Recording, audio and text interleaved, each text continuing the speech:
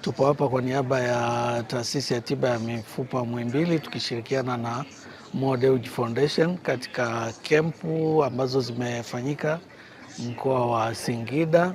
Mpaka sasa hivi tumetembelea hospitali na vituo vya afya kwa ujumla vipo 13.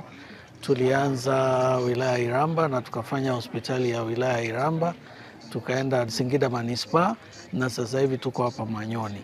Lengo kuu la kuja hapa ni kwanza ni kutoa elimu kwa wananchi kwa ujumla ili waweze kujua tatizo la kichwa kikubwa na mgongo wazi linatokea vipi, dalili, na pindi wanapoona watoto wakiwa kwenye majumba yao au jirani wenye tatizo kama hili, wawashauri kama ni wazazi au wao wenyewe wawashauri kuwaleta hospitali ili waweze kuendelea na matibabu.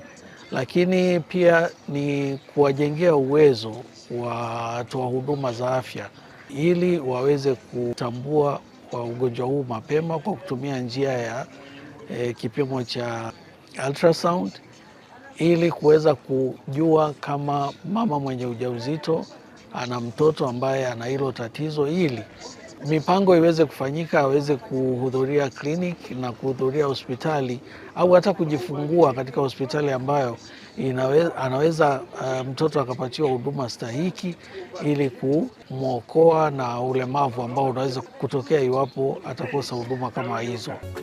Taasisi ya mifupa Muhimbili.